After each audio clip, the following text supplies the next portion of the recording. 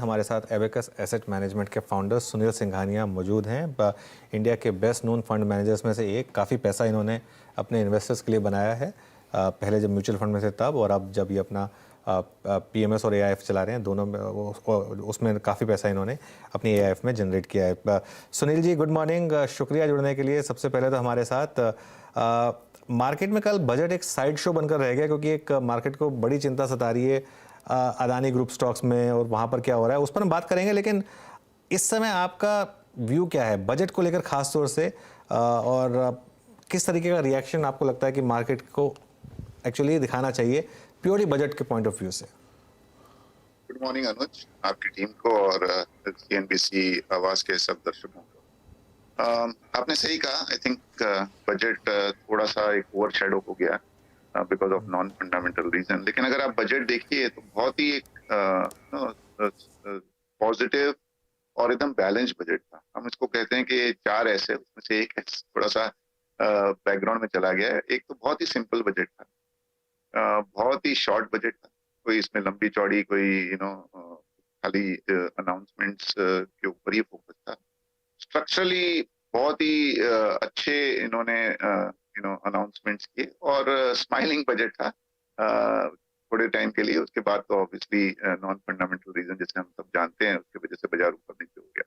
But अगर आप budget को मानी, काफी चर्चा हो चुकी है बजट पे, तो मैं ज्यादा पे समय नहीं लूंगा। बट जो डर था कैपिटल गेन का, उसमें कुछ नहीं आया। इनफैक्ट अक्रॉस द बोर्ड सभी को इनकम टैक्स में रियायत मिली है, छोटे से छोटे इंडियन को और एचएनआईज को, सबको रियायत मिली है। तो उससे कंजम्पशन थोड़ा सा बढ़ेगा, थोड़ा सा इन्फ्लेशन का जो इम्पैक्ट है वो कम होगा। और जो प्लान्ड एक्सपेंडिचर या कैपिटल एक्सपेंडिचर कह लीजिए, पर्टिकुलरली रेलवे में, आई थिंक वो बहुत ही अच्छा है। और लॉन्ग टर्म के हिसाब से जो बातें कही गई है, दैट 10, 15, 20 साल के लिए, जो इकोनॉमिक सर्वे और हमारे प्रिय प्राइम मिनिस्टर ने भी कही थी बजट के एक दिन पहले, I think I would say that it's a very progressive budget. और इसका इम्पैक्ट पॉजिटिव जरूर आएगा बाजार में। I think once thing stabilize आपको दिखेगा इसका positive effect. At least we are very confident. हमारा व्यू है कि इंडिया का जो ग्रोथ रेट है 6.5%, जो अभी लास्ट ईयर के लिए था, ये बजट के वजह से इसमें कम से कम आधा % और इजाफा हो सकता है। और जो नंबर प्रेजेंट करेंगे बजट में, वो बहुत रियलिस्टिक है। इनफैक्ट हमें लगता है कि we will exceed the projection as far as revenue is concern. जैसे पीएसयू से डिविडेंड सिर्फ 43-44 thousand करोड़ का है। आई थिंक उससे कहीं ज्यादा आना चाहिए, स्पेसिफिकली बैंक से। और इवन डिसइन्वेस्टमेंट का टारगेट बहुत ही छोटा है। और टैक्स कलेक्शन भी सिर्फ 11-12% का हमने ग्रोथ रेट पकड़ा है, which is almost equal to the nominal GDP growth rate. तो बहुत ही रियलिस्टिक और प्रोग्रेसिव बजट। रियलिस्टिक और प्रोग्रेसिव बजट। एक सेक्टर जहां थोड़ी निराशा हुई सुनील जी, वो है लाइफ इंश्योरेंस सेक्टर। और ख़ासतौर से पोस्ट कोविड जो इस सेक्टर ने एक थोड़ा सा एक बड़े सेक्टर्स में एक अपनी शुमार की थी, उस पर काफ़ी कल झटका लगा है। और एक तो वो जो टैक्स पर्पस को, ठीक है, मैं मानता हूँ कि उसको प्लग करना बहुत ज़रूरी था फाइनेंस मिनिस्टर के लिए, लेकिन इन जनरल भी अब जो नई स्कीम है उसमें एग्जेम्पशन नहीं है, तो एक उससे भी थोड़ा सा एक अट्रैक्टिवनेस कम होती है सेक्टर की। लेकिन आप इसको क्या नीजक मानते हैं, बाइंग रिएक्शन है, या फिर अब इस सेक्टर को थोड़ा अवॉइड किया जाए? आपने कहा ये सेक्टर का नाम है लाइफ। आई थिंक इसका मेन ऑब्जेक्टिव है लाइफ का प्रोटेक्शन। और लाइफ के प्रोटेक्शन के दायरे में आई थिंक पर्टिकुलरली जो अल्ट्रा एचएनआई है, वो एक इसमें आई वुड नॉट से बट प्लानिंग थी, जिससे थोड़ा उनको टैक्स में बेनिफिट हो रहा था। आई थिंक उसी को प्लग किया गया है। पहले भी ये किया गया था, पहले लिमिट थोड़ी ज्यादा थी, उसके बाद में अभी इस टाइम 5 लाख कर दी है। तो ये थोड़ा सा संभल जाएगा। इंश्योरेंस कंपनियों ने भी मीडिया में भी आए हैं और हमारी भी बात हुई है कि इसमें 7-8% उनका एक्सपोजर है। वो भी पूरा का पूरा जीरो नहीं होता है, कुछ ना कुछ वो करके उसको रिस्ट्रिक्ट कर देंगे 2-3% इसमें। तो हरदम नी जर्क रिएक्शन होता है। और कल का मार्केट का वातावरण भी 1-1:30 बजे के बाद में ऐसा था कि थोड़ा सा भी किसी में नेगेटिव है तो उसमें पिटाई ज्यादा हो गई। स्ट्रक्चरली लाइफ इंश्योरेंस का पेनेट्रेशन इंडिया में अभी भी बहुत कम है। और जब भी मैं कहता हूँ life insurance, it is actually life protection. और उसको देखते हुए हो सकता है कि महीने 2 महीने कंसोलिडेट हो, but from a 3-4-5 years perspective, I think इस सेगमेंट में अच्छा एक ग्रोथ का पोटेंशियल है। दूसरा रेगुलेटर ये भी सोच रहा है कि लाइफ इंश्योरेंस कंपनी को जनरल इंश्योरेंस में भी ऑटोमेटिक काम करने की छूट दी जाए, तो वो भी एक अच्छा ट्रिगर हो सकता है। आई थिंक महीना 2 महीना मुझे नहीं पता, बट 2-3 साल के लिए भाव काफी अच्छे आ चुके हैं ये सब कंपनियों के इस सेक्टर में। और प्रोविजन के हिसाब से हो सकता है छोटा मोटा उनको एडजस्टमेंट करना पड़े और एक आध साल के लिए उनका ग्रोथ भी थोड़ी सी कम हो। बट सब कंपनियां है ना सक्षम है एडजस्ट करने के लिए अपना बिजनेस मॉडल। और इसमें भी हमें कोई डाउट नहीं कि ये वाले सेक्टर में भी कंपनियां they will adjust there. Sunil ji, अब मैं उन्हीं दो सेक्टर्स पे या फिर कंपनियों के समूह पे आऊँगा जिसका जिक्र अभी कुछ देर पहले आपने अपनी चर्चा में किया। एक तो कैपेक्स के फिगर्स के चलते कैपिटल गुड्स, और दूसरा रेलवे कंपनियां। अब रेलवे ने पिछले 5 साल में काफ़ी बड़े मूलभूत बदलाव आए हैं। शायद मेरे ख्याल से इस साल का रेवेन्यू टारगेट रेलवे मेट भी कर देगा। इतना स्ट्रॉन्ग आवंटन अभी पिछले 6 महीने में 7 महीने में रेलवे कंपनियों में अच्छा पैसा बना भी। दोनों पे अपना व्यू रखिएगा सर। कैपिटल गुड्स में कितना स्ट्रॉन्ग कमांड अभी भी रहेगा बाजार का? लुक एट कैपिटल गुड्स में एलएनटी को देखिए, सीमेंस को देखिए, एबीबी को, और एक ये धड़ा रेलवे कंपनियां, क्या यहाँ पैसा बनेगा भी? और कैपिटल गुड्स में दो तरफ से उनको बेनिफिट हो रहा है। एक तो ऑब्वियसली गवर्नमेंट का जो इंफ्रास्ट्रक्चर पे स्पेंड है वो काफी जोर से हो रहा है, जिसमें रेलवे भी इंक्लूडेड है, जिसमें दूसरे इंफ्रास्ट्रक्चर के पार्ट भी इंक्लूडेड है, एयरपोर्ट हो या रोड हो या इवन मेट्रो हो। और प्राइवेट सेक्टर में भी केपेक्स, आप स्टील कंपनियां ले लीजिए, सीमेंट कंपनियां ले लीजिए, इंडस्ट्री ले लीजिए, मशीनरी ले लीजिए, चाइना प्लस वन का बेनिफिट ले लीजिए। बाहर से जो कंपनियां इंडिया में अभी मैन्युफैक्चरिंग यूनिट्स लगाने की सोच रहे हैं और दिख भी रहा है हमें, जो यूरोप में जो लास्ट ईयर एनर्जी कॉस्ट की वजह से जो उनको झटका लगा, वो कंपनियां भी इंडिया में दिख रही है। चाइना प्लस वन मैंने कहा ही। आई थिंक दोनों गवर्नमेंट और प्राइवेट सेक्टर केपेक्स से काफी एक ऑर्डर बुक बढ़ती हुई दिख रही है। तो ओनली प्रॉब्लम इज इसमें जो अच्छी कंपनियां हैं उनके वैल्यूएशन बहुत ज्यादा हो चुके हैं। आई थिंक हमारे हिसाब से जब तक वैल्यूएशन थोड़े रीजनेबल नहीं हो, सेक्टर कितना भी अच्छा हो, हम थोड़ा अवॉइड करते हैं। लेकिन स्ट्रक्चरल पर्सपेक्टिव से कैपिटल गुड बहुत ही अच्छा एक सेक्टर है। जहां तक रेलवे की बात कही आपने, एकदम सही कहा, बहुत ही न्यूज में है और अच्छे रीजन से न्यूज में है। लास्ट 1 साल में जिस तरह की ट्रेनें एकदम वर्ल्ड क्लास जो ट्रेनें शुरू हुई है, और जो रेलवे मिनिस्टर और हमारे प्राइम मिनिस्टर का भी जो एक विजन है कि रेलवे में इम्प्रूवमेंट हो, स्टेशंस में इम्प्रूवमेंट हो, एयरपोर्ट के जैसे रेलवे के स्टेशन बनाए जाएं। कल भी रेलवे मिनिस्टर ने कहा कि 8,000 स्टेशन हम पूरी तरह से एकदम ट्रांसफॉर्म करेंगे। बुलेट ट्रेन की बातें हो रही है, मेट्रो 60 से 70 सिटीज में मेट्रो की बातें हो रही है। हमारी जो हाई स्पीड ट्रेन है वो ऑलरेडी चल चुकी हैं। आई थिंक रेलवे में काफी पॉजिटिवनेस है, और रेलवे प्ले करने के लिए there are enough sectors and companies, और उसमें वैल्यूएशन भी इतने ऊपर नहीं है। तो आई थिंक कैपिटल गुड्स और रेलवे में railway I would say is looking much better. और वहाँ पे ईपीसी की कंपनियां हैं, उसमें वैगन बनाने वाली कंपनियां हैं, रेलवे लाइन लगाने वाली कंपनियां हैं, स्टेशन अपग्रेडेशन करने वाली कंपनियां हैं। उसमें जरूर एक हमें ध्यान रखना है। कल बजट में क्लियरली चीज़ निकल कर आई कि आईटीसी पर शायद अब उतना बोझ नहीं पड़ेगा। लोगों की जो लोअर इनकम में जो लोग हैं उनकी डिस्पोजेबल इनकम थोड़ी सी बढ़ रही है, क्योंकि वो 7 लाख तक कोई टैक्सेशन नहीं है। उसका असर मैं देख रहा था काफ़ी हद तक एफएमसीजी स्टॉक्स में। मारुति जैसे कई लोग अपनी पहली कार नॉर्मली मारुति प्रेफर करते हैं। तो क्या ये डिस्क्रेशनरी नॉन डिस्क्रेशनरी कंजम्पशन अगले 6 महीने 9 महीने के लिए आपको लग रहा है कि एक अच्छा मूव दिखा सकता है? स्पेशली इन्फ्लेशनरी प्रेशर भी कम हो रहा है, जो ब्रिटानिया ने कहा था। इंडिया की ग्रोथ स्टोरी में कंजम्पशन का बहुत बड़ा योगदान होता है। हम यंग इकोनॉमी है, हमारी एवरेज जीडीपी बढ़ रही है, लोग थोड़ा ज्यादा डिस्पोजेबल इनकम उनके पास है, तो खर्चा भी हो रहा है।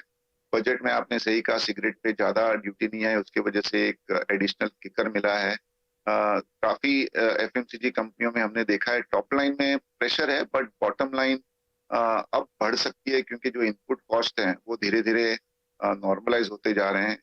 और अगर आप देखो तो लास्ट 5-7 इलेक्शंस के अगर आप एनालाइज करो तो इलेक्शन के एक साल पहले कंजम्पशन यूजुअली बढ़ता है, क्योंकि थोड़ा इलेक्शन में खर्चा भी होता है, थोड़ा डिस्ट्रीब्यूशन भी होता है, इनकम टैक्स में भी थोड़ी रियायत हुई है, उसको लेते हुए आई थिंक थोड़ा एक एडिशनल आई वुड से इंटरेस्ट जाग रहा है।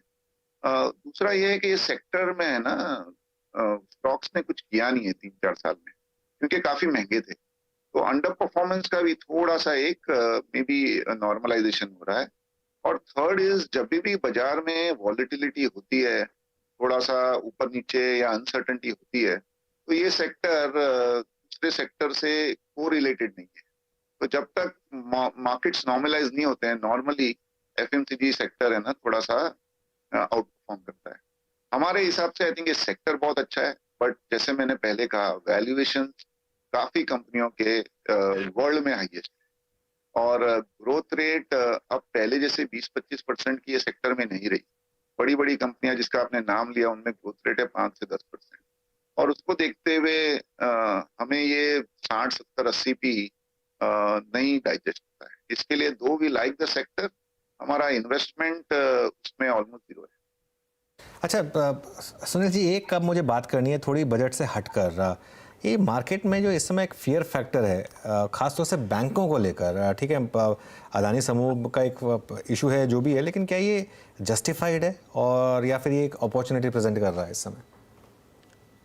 देखिए, कोई भी मार्केट में अनसर्टेनिटी होती है तो सबसे पहले लोगों को लगता है कोलेटरल डैमेज बैंकों में होगा। और हमारे पिछले 5-10 साल की हिस्ट्री बैंक की रही है कि उनको काफी एनपीए प्रोविजन करना पड़ा है। लेकिन लास्ट 3-4 साल में बैंकिंग सेक्टर पूरी तरह से ट्रांसफॉर्म हो गया है। एनपीएल रिजॉल्व हो गए हैं। अगर आप एनपीए देखिए, इवन पब्लिक सेक्टर बैंक्स के नेट एनपीए अभी 1-1% पे आ गए हैं, जो it is almost comparable to private sector. दूसरा, प्रॉफिट पूल बहुत बड़ा है। माना जाता है कि FY25 में बैंकिंग और फाइनेंशियल सर्विसेज सेक्टर मिला के 4 लाख करोड़ का सालाना प्रॉफिट करेगा। आई थिंक ये सबको देखते हुए मुझे लगता है कि बहुत ही ज्यादा ओवर रिएक्शन है। थोड़ा ओवर रिएक्शन नहीं, बहुत ही ज्यादा ओवर रिएक्शन है।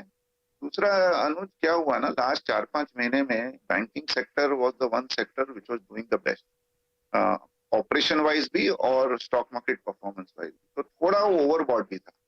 तो वो सेक्टर को एक रीजन चाहिए था करेक्ट होने का, और मे बी ये जो हुआ इवेंट लास्ट 8-10 दिन में, that was the reason.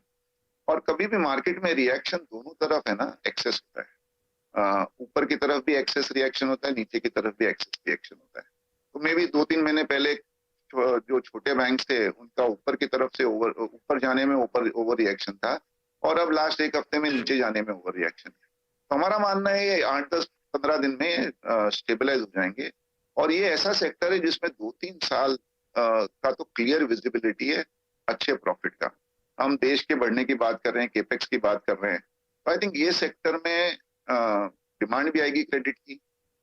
Interest rates भी हमें लगता है कि अभी पीक आउट होना शुरू हो गए।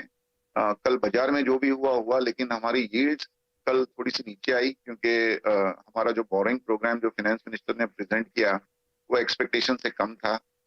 यूएस में भी यील्ड्स अभी पीक आउट होना शुरू हो गई हैं। उधर भी 25 बेसिस पॉइंट इंक्रीज हुआ, लेकिन 10 ईयर यील्ड्स इनफैक्ट नीचे आए।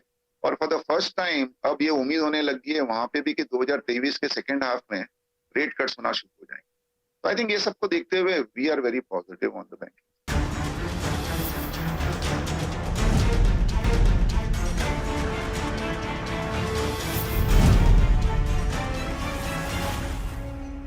रेट कट्स का जिक्र किया, आई मीन ईश्वर करे ऐसा ही हो, जल्द से जल्द हो ये। लेकिन अब जैसे यूएस में कल अगर आप देखें जो फेड का निर्णय था और नैस्डैक की जिस प्रकार की प्लेसमेंट है, मैं अल्टीमेटली अगर आप देखिए अपना प्रश्न केंद्रित कर रहा था आईटी की तरफ। कुछ दिनों पहले बाजार को कंफर्ट नहीं था इस स्पेस में, अब थोड़ा सा प्राइस भी कंफर्टेबल है। और इस अर्निंग सीजन को देखने के बाद और यूएस की स्थिति को देखने के बाद वहाँ की रेट हाइक और फर्दर रेट हाइक की इंटेंसिटी को एक्सपेक्ट करते हुए सर, आप आईटी पे क्या व्यू रखते हैं? आपसे जो हम बातचीत कर रहे हैं तो बाजार थोड़ा तंग है, लेकिन निफ्टी आईटी करीब 400 अंक के ऊपर है। Your take on Nifty IT? तो वीरेंद्र जी, एक्चुअली क्या हो गया है ना, आजकल हम सब चीजों में ओवर एनालिसिस करते हैं। तो जो पहले ट्रेंड 2-3 साल तक चलता था, आजकल हम हर 2 महीने में वो ट्रेंड को चेंज कर देते हैं। I think Indian IT services sector थोड़ा डिफरेंट है, वो बैकएंड सपोर्ट है। कंपनियां इंडियन आईटी सर्विसेज सेक्टर में बेस्ट इन द वर्ल्ड है। सेक्टर में इंडिया लीडर है वर्ल्ड में बाई फार।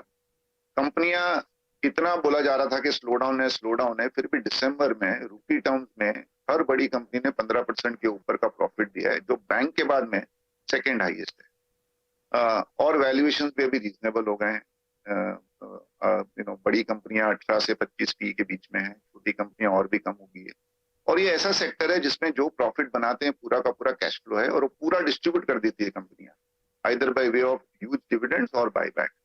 तो उसको रहते हुए हमारा व्यू है कि नियर टर्म में एक हफ्ते, एक क्वार्टर, 2 क्वार्टर यूएस में क्या होगा किसी को नहीं पता, but our view is positive. US में नैस्डैक में नेटफ्लिक्स जैसी कंपनियां 15 पी पे आ गई थी। कल मेटा जो फेसबुक है उनका रिजल्ट आया, रिजल्ट के बाद में 20% ऊपर है वो, बाजार बंद होने के बाद में। आई थिंक वहां पे जैसे मैंने कहा, यहाँ के जैसे वैल्यूएशन ओवर हो गए थे और नीचे में ज्यादा नीचे चले गए थे। आई थिंक ये एक नॉर्मलाइजेशन का सिलसिला जारी है, ये 3-6 महीना लगेगा। I think let the world stabilize. दूसरा, एटलीस्ट मेरा व्यू बहुत क्लियर है कि 2022 में जो ग्लोबली हेडविंड्स थे, ग्लोबली हेडविंड्स क्या थे? Inflation, high interest rate, slow down, gas prices being very high, China में कोविड का लॉकडाउन, वो सब टेलविंड हो गए हैं। हम तो 6 महीने से कह रहे हैं कि ऑयल का भाव $60-70 हो जाएगा। मुझे ये भी लगता है कि अप्रैल में 23 तक इन्फ्लेशन यूएस में 0 हो जाएगा, क्योंकि बेस इफेक्ट है। अप्रैल में 22 में inflation was at the highest. अब जैसे जैसे टाइम आगे जाएगा, because of base effect, inflation 0 हो जाएगा। और we are very clear, we are not economist, कि इसको देखते हुए ये जो फियर है इंटरेस्ट रेट इंक्रीज का, ये खत्म होना ही है, जो अभी हो रहा है। आई थिंक और चाइना भी ओपन अप हो रहा है, तो ग्लोबल इकोनॉमी भी ठीक होगी। यूरोप में जो गैस प्राइसेस 10 गुना हो गए थे, अब वो रशिया इन्वेजन के पहले के भाव से भी नीचे हो गए। तो वहां पे भी थोड़ा सा है ना, ग्रीन शूट दिख रहा है। तो globally 23 is going to be much better than 22। और जैसे जैसे वो व्यू आएगा ना, तो I think this fear of slow down for IT services in India वो कम हो जाएगी। 0 नहीं होगी, बट कम हो जाएगी। उसी से रिलेटेड मेरा सवाल है सुनील जी, और वो अब थोड़ा मार्केट से रिलेटेड है, क्योंकि एक मैं मधु भाई से बात कर रहा था और पीछे प्रशांत जैन जी से बात हुई थी, तो उन दोनों ने एक रिस्क फैक्टर इस मार्केट में इस साल बनाया कि इस साल अगर एफआईएस की सेलिंग उसी पेस पे जारी रही तो थोड़ा ज़्यादा बड़ा रिस्क है कंपेयर टू लास्ट ईयर, क्योंकि लास्ट ईयर पूरा डोमेस्टिक ने अब्जॉर्ब कर लिया था, लेकिन इस साल डोमेस्टिक के पास काफ़ी ऑप्शंस हैं, क्योंकि फिक्स इनकम काफ़ी हाई यील्डिंग है। आपका क्या व्यू है उसको लेकर, स्पेशली फंड फ्लोज को लेकर, क्योंकि आप काफ़ी डोमेस्टिक पैसा भी मैनेज करते हैं? तो एक तो एफआई फ्लोज इंपॉर्टेंट है हमारे देश के लिए, there is no doubt about it. But एक जो लास्ट 2 डिकेड से जो हमारी गवर्नमेंट और सक्सेसिव फाइनेंस मिनिस्टर ने जो एनकरेज किया है डोमेस्टिक इन्वेस्टर्स को इक्विटी का एक कल्चर बनाने के लिए, I think that is helping. तो आपने जैसे कहा, फॉरेनर्स ने बेचा, डोमेस्टिक ने खरीद लिया। ये पहले महीने में भी फॉरेनर्स ने बेचा, डोमेस्टिक ने पूरा माल खरीद लिया। बट मेरा जो इंटरेक्शन ग्लोबल इन्वेस्टर से भी होता है, I think they are looking at India very very. हाँ, लास्ट 8-10 दिन के जो इवेंट हुए हैं उससे हो सकता है कि थोड़ा सा वो डिले हो जाए, but India is standing out. IMF की भी रिपोर्ट आई उस दिन, India is the fastest growing economy in 22 and is expected to be the fastest growing economy in 23 and 24। जो ग्लोबल इन्वेस्टरों ने, जो कंट्री है जिसमें डेमोक्रेसी नहीं है, जैसे रशिया या इवन चाइना, उसमें बहुत पैसा गवाया है, क्योंकि वहां पे पॉलिटिकल स्टेबिलिटी नहीं है, एक वन मैनशिप है। आई थिंक इधर India will benefit because of that. Till 45 India is going to be a young economy, democracy हमारे फेवर में, तो India stands out as one economy which can grow at 6-7%।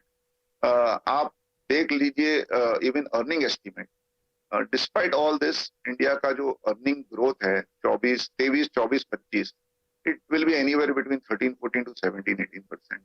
और valuation जो 20-22 P हो गए थे, अगर आप 25 लो तो 16.5 टाइम हो गए, और अगर आप 24 भी लो तो 17-18 टाइम आ गए, which is not extra ordinarily expensive. I think ये सबको देखते हुए मैं तो बहुत पॉजिटिव हूँ कि फॉरेन इन्वेस्टर्स का भी पैसा आएगा और डोमेस्टिक इन्वेस्टर्स का तो आते रहेगा। इनफैक्ट आपने जिक्र किया हमारे फंड का, लास्ट 4-5 दिन में जब करेक्शन आया है, flows have increase dramatically from HNI, और हम HNI कैटेगरी को ही केटर करते हैं। तो बहुत एक मेच्योरिटी दिख रही है। जो इन्वेस्टर ने 6-8 महीने तक पैसा नहीं डाला था, वो देख रहे थे सही अपॉर्चुनिटी, तो ये जो 5-6% फॉल आया है लास्ट 1 महीने में, वो smart money is looking at investing gradually. तो आई स्टे पॉजिटिव। खाली एक डिस्क्लेमर है, मैं 20-25-30 साल से इंडिया में पॉजिटिव हूँ, तो मेरे जो व्यूज हैं आपको थोड़ा पिंच ऑफ सॉल्ट से ले सकते हैं, बट मैंने तो यही माना है कि जो भी इंडिया में पॉजिटिव है 20-30 साल से, वेल्थ उसी की बनी। जी हाँ। अच्छा सर, नहीं वाकई अगर आप देखें उत्साहजनक है आपका ये पॉजिटिव व्यू, और होना भी चाहिए। एक स्पेस सुनील सर जिसमें बस आप थोड़ा सा आजकल इंटरेस्टेड नहीं है। आई मीन आपने क्योंकि कुछ देर पहले जब CY22 की आप दिक्कतों का जिक्र कर रहे थे, आपने कमोडिटीज़ का जिक्र किया, high gas prices, high crude prices. कुछ कमोडिटी यूजर्स को लेकर बाजार थोड़ा सा कंफर्टेबल नहीं है, अर्निंग्स के बाद थोड़ा इंटरेस्टेड नहीं है। Just putting instance of Asian paints, Pidilite, और ये हिस्टोरिकली कंपनियां बहुत अच्छा पैसा बना के दे गई हैं, वेल्थ क्रिएटर्स हैं ये। इस बार सीरियस डिप है इनमें, आपका व्यू इस स्पेस पर सर? जी, मेरा व्यू बहुत क्लियर है। These are great companies, heads of promoters, domestic जो उन्होंने ब्रांड क्रिएट किया है, and they have done much better than global brands, and really adore them, and many other companies. But हमारा view है that as investor we have to buy good company, लेकिन the best company is not necessarily the best stock if it is priced beyond perfection. कोई company अगर 10% पे grow हो रही है, वो 80-90 पी देना एटलीस्ट तो मेरे तो नेचर में नहीं है। We are a value conscious investor, और हमारा ये व्यू रहा है that ultimately what you pay today should be made good by way of future profitability. I think great companies, but may be not great stocks because of the valuation which they are trading at. जहां तक commodity का सवाल है, I think commodities ऊपर नीचे होते रहेंगे, थोड़े मार्जिन ऊपर नीचे होंगे, बट इंडियन मार्केट को उससे ज्यादा फर्क नहीं पड़ता है, because the way Nifty structured. काफी कंपनियां जिनको कमोडिटी बढ़ने से फायदा होता है, और काफी कंपनियां जिसको कमोडिटी गिरने से फायदा होता है, तो ये बैलेंस हो जाता है। I think India that way is a very stable country, very diversified in the economy, lot of companies, very liquid market. So I think you have to look at all these factors. Sunil ji, शुक्रिया जुड़ने के लिए हमारे साथ, और ये अब सारी बात रखने के लिए। तो एक थोड़ी सी सूदिंग वॉइस की ज़रूरत थी मार्केट को इस समय, और शुक्रिया आपने टाइम निकाला हमारे लिए अपने बिजी शेड्यूल से और बात की हमारे साथ।